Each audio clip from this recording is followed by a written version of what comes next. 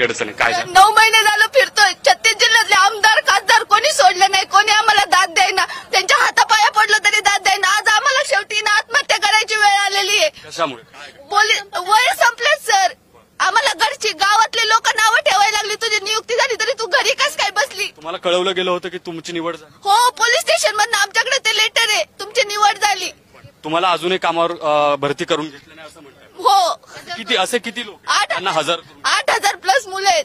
काय सगळ्या लोकांचं म्हणणं आहे? काय विद्यार्थ्यांचं उमेदवार? आम्हाला फक्त मेडिकल करून नियुक्ती द्या, एवढंच आमचं म्हणणं आहे. बाकीची तुमची काय काय प्रक्रिया पूर्ण झाली या सगळ्या भरतीमध्ये आणि किती सालचा हा मुद्दा?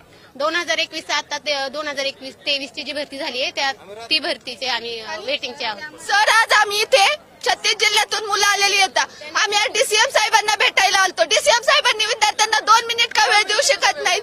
ते आज गृहमंत्री येतात, त्यांनी आज मुलांचं म्हणणं ऐकून घ्यायला पाहिजे ना. आज आम्ही त्यांच्या ह्याच्यासाठी नागपूर पर्यंत जाऊन आलो तरी ते आम्हाला वेळ देणार. 3 दिवस नागपूरला बसलो. काय करायचं आम्ही सांगा? आपण बघतो मोठ्या करू काही आत्महत्या तुम्ही सांगा फक्त.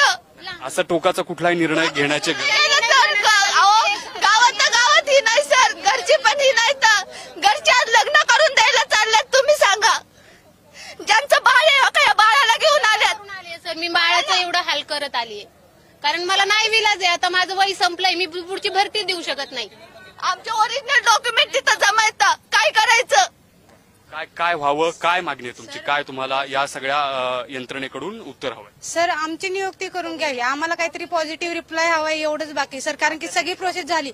पोलीस भरती झाल्यानंतर जी आपली प्रतीक्षा यादी लागते त्याच्यानंतर आमचं डॉक्युमेंट व्हेरिफिकेशन झालंय, पोलीस व्हेरिफिकेशन झालंय, साक्षांकन झालंय, एनसीएल झालंय आणि साक्षांकन काही या प्रोसेस ना त्यांच्याकडून केल्या जातात. त्या सगळ्या आमच्याकडून करून घेतल्यात. 8-8, 15-15 दिवस एका सहीसाठी आम्ही पळालोय. मग तुम्हाला जर आम्हाला घ्यायचं नव्हतं तर आमची प्रोसेस करून घ्यायची नव्हती. आम्हाला क्लिअर सांगितलंय तुमची निवड झाली, मग आम्हाला आज घरी का बसवलंय? बरं ठीक आहे, एवढं सगळं झालं. आमचे ओरिजिनल डॉक्युमेंट जमा आहेत. तिथं गेल्यानंतर आम्हाला सांगतात तुम्हाला जर डॉक्युमेंट घ्यायचे तुम्ही प्रतीक्षा यादीतून बाहेर पडताय, मुंबई पोलीसच्या पूर्ण प्रक्रियेतून बाहेर पडताय आणि राजीनामा लिहून घ्या. जर तुम्ही आमची निवड केली नाही मग आमच्याकडून राजीनामा कुठला लिहून घेता? सर 2020-21 ची भरती झाली आणि आता परत त्यांनी 22-23 ची भरती नवीन काढली आहे. तुम्ही त्याच वेळेला जर 2020-21, 22-23 ची भरती काढली तर आमची नियुक्ती असती. हे साहजिकच आहे ना. तुम्ही 2 टप्प्यात भरती काढल्यामुळे परत वेटिंगला पडलो आम्ही.